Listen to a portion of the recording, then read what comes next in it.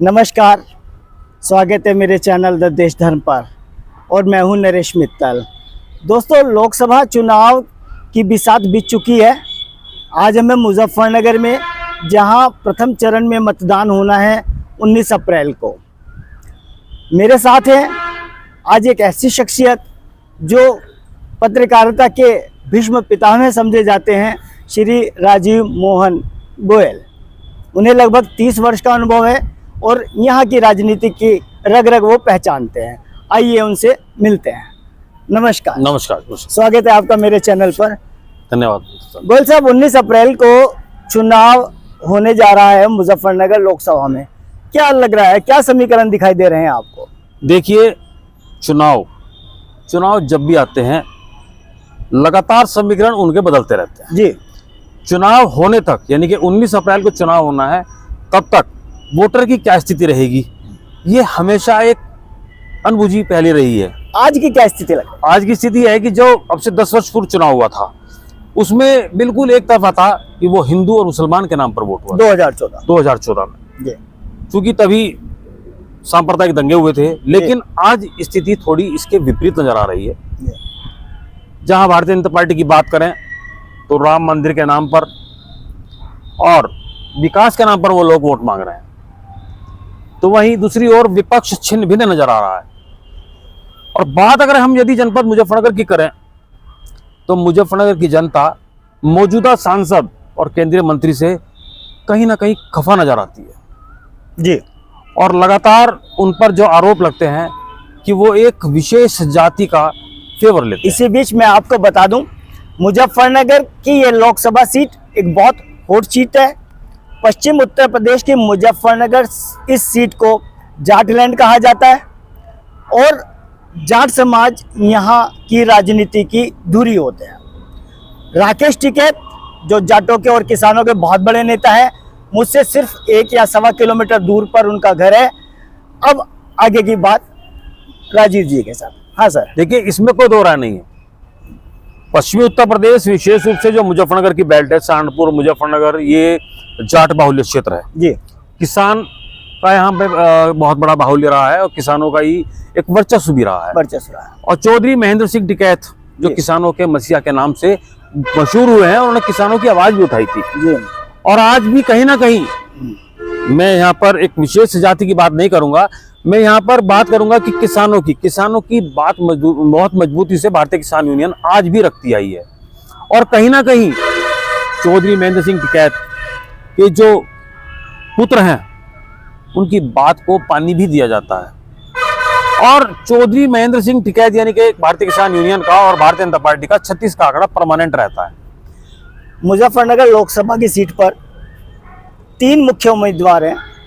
पहले डॉक्टर संजीव बालियान, जो भारतीय जनता पार्टी के हैं और फिलहाल में वो कैबिनेट मंत्री हैं और हैट्रिक के लिए वो चुनाव मैदान में हैं। दूसरे हरेंद्र मलिक, जो पूर्व सांसद हैं। और तीसरे अभी अभी बसपा में आए दारा सिंह प्रजापति। इन तीनों में आप क्या समझते हैं कि कितने हैवीवेट तीनों होने जा रहे हैं? देखिए, दारा सिंह प्रजापति को बहुजन समाजवादी पार्टी ने अपना प्रत्याशी बनाया है और चूंकि वो बाहर से आए हैं, वो पैराशूट प्रत्याशी जनता उनको मान के चल रही है। बात करते हैं हरिंदर मलिक की। हरिंदर मलिक एक जुझारू नेता हैं और बहुत पुराने नेता हैं जी। और लगातार 2 टर्म से डॉक्टर संजीव बालियान यहाँ पे सांसद भी रहे हैं और मंत्री भी रहे हैं जी। लेकिन कहीं ना कहीं जनता का आक्रोश उन्हें झेलना पड़ रहा है, तो ये कहीं ना कहीं तो उनको भारी पड़ेगा। ये जनपद में लगभग 30% मुसलमान समझे जाते हैं, उनका रुझान किस तरफ रहने? देखिए, जहाँ मुस्लिम समाज का रुझान, जहाँ भी वो एंटी बीजेपी का होगा मामला, ज़्यादातर उनका रुझान वही रहता है। और आज की डेट में जहाँ तक मैं समझता हूँ, हरिंदर मलिक चूंकि पुराने नेता हैं और मुस्लिम समाज से उनका बहुत अच्छे दोस्ताना व्यवहार भी है और उनका आना जाना भी है और समाजवादी पार्टी में बहुत पहले से रहे हैं, जनता दल में भी वो नेता रहे हैं। और तो जहाँ तक मैं समझता हूँ कि माइनॉरिटी का जो है एक बहुत अच्छा वोट बैंक जो है हरिंदर मलिक जी को मिलेगा। संजीव बालियान के पक्ष में जाने वाली क्या बातें आपके विचार से? देखिए, संजीव बालियान जी के पक्ष में जाने वाली बात मैं तो यही कहूंगा कि जो मोदी जी की लहर है वही उनके पक्ष में फिलहाल आप समझते हैं मोदी की लहर है? मोदी की लहर तो है। और भाजपा की लहर तो है, और कोई चीज जो क्योंकि अभी अभी में जो अभी राम मंदिर का अभी हुआ है, इनॉग्रेशन हुआ है, उद्घाटन हुआ है राम मंदिर का, वो भी भाजपा के पक्ष में कहीं ना कहीं है। दूसरा एक जो एक धार्मिक आप रूप से कहेंगे तो वो कहीं ना कहीं भाजपा के पक्ष में है। भाजपा के विकास कार्य जो वो गिनाते हैं उनके बारे में आप क्या कहें? देखिए, विकास कार्य की बात तो करेंगे कि अगर आप ग्राउंड पे जाएंगे तो आपको विकास कार्य की पोल पट्टी खुलती नजर आएगी। जैसे कि आप फिलहाल आप जहां मौजूद हैं, फिलहाल महावीर चौक की मैं बात करूंगा। महावीर चौक से जो रास्ता साईं धाम को जाता है जी, वो सड़क मैं तो मानता नहीं कि पिछले 10 वर्षों में कभी उसमें मिट्टी भी डली हो, और जबकि इतने बड़े बड़े गड्ढे उसमें है कि रोडवेज की बसें उस रोड से जाती हैं, बहुत भारी भारी वाहन भी जाता है, छोटा वाहन भी जाता है, यात्री बहुत लोग जाते हैं, लेकिन कोई भी सुविधा मुझे नहीं लगता है। और आप साईं धाम मंदिर पे देख लो, साईं धाम मंदिर के ठीक सामने मैं कहूंगा कि वहाँ इतना बड़ा कूड़ा करकट पड़ा है कि जो कहीं विकास नजर नहीं आता। भारतीय जनता पार्टी के प्रत्याशी डॉक्टर संजीव बालियान की विपक्ष में कौन सी बातें, कौन सी ऐसी चीजें? देखिए, संजीव बालियान जी के विपक्ष में ये बात कही जा रही है फिलहाल अभी मौजूदा, जो हम जनता की बातों को हम बोल रहे हैं कि जनता ने खुला खुला आरोप उन पे लगाया है कि एक भेदभाव का उन पे आरोप उन पे लग रहा है। वो ये कहा जाता है कि वो जाट समाज के जाट समुदाय का ही उनको ज्यादातर उनको वो करते हैं जी, और इसके अलावा किसी की वहां पे नहीं वो सुनते।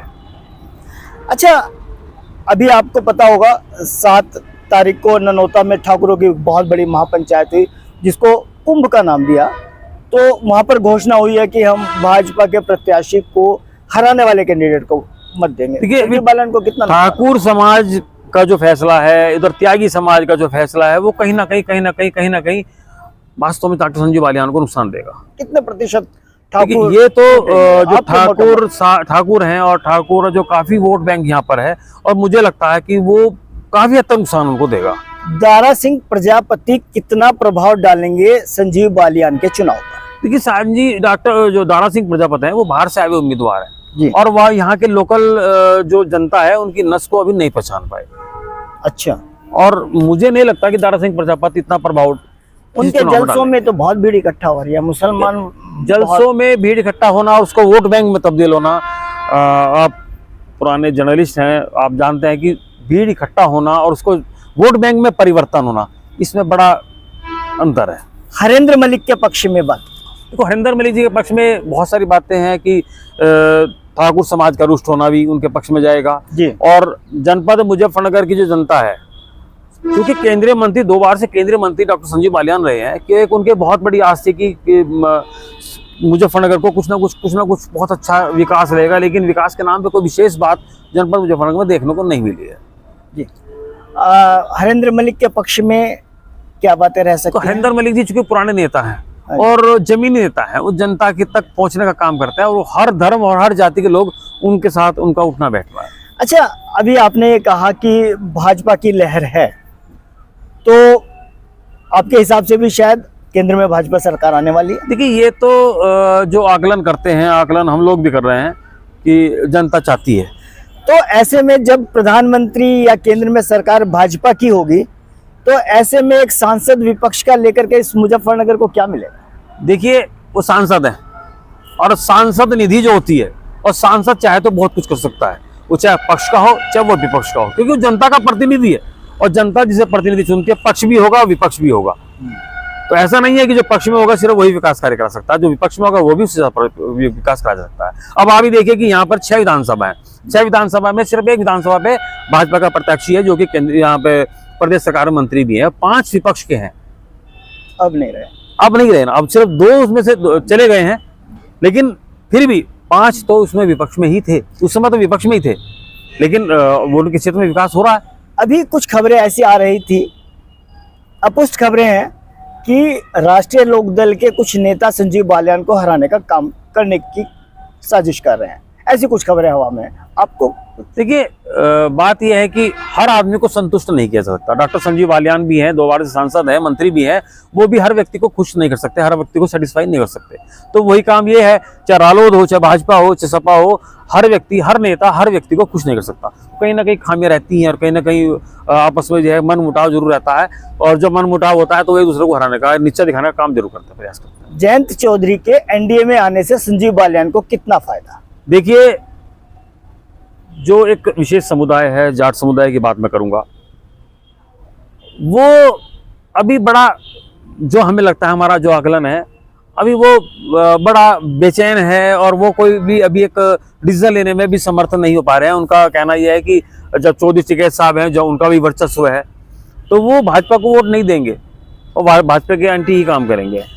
अच्छा, अभी भी आपको ये लगता है कि पूरा जाट समाज भाजपा बिल्कुल के नहीं, पक्ष में बिल्कुल नहीं है, बिल्कुल नहीं होगा। कितना कभी भी एक कोई भी समुदाय होगा, कोई भी एक जाति होगी, कोई भी एक विशेष धर्म होगा, वो किसी एक के पीछे जा ही नहीं सकता। 100% नहीं जा सकता। 4 जून को आप क्या स्थिति पाएंगे शाम को 5 बजे मुजफ्फरनगर लोकसभा सीट देखिए, की? क्या अभी आकलन है? फिलहाल तक की जो स्थिति है तो वो तो अभी सपा प्रत्याशी के पक्ष में ही जा रहा है। अच्छा, और अब चुनाव धीरे धीरे क्या करवट बदलता है, क्योंकि चुनाव तो रात को भी बदल जाता है, चुनाव तो 1 घंटे पहले ही बदल जाता है। और अक्सर हुआ भी ऐसा है कि जहां लोग इससे पूर्व में चौधरी अजीत सिंह की जीत को सुनिश्चित मान के चल रहे थे, लेकिन बुरी तरह 4:30 बजे डॉक्टर संजीव बालियान विजयी हुए। कुछ भी कहा जा सकता है। कृपया हमारे चैनल को सब्सक्राइब करें, वीडियो लाइक और शेयर करें। धन्यवाद।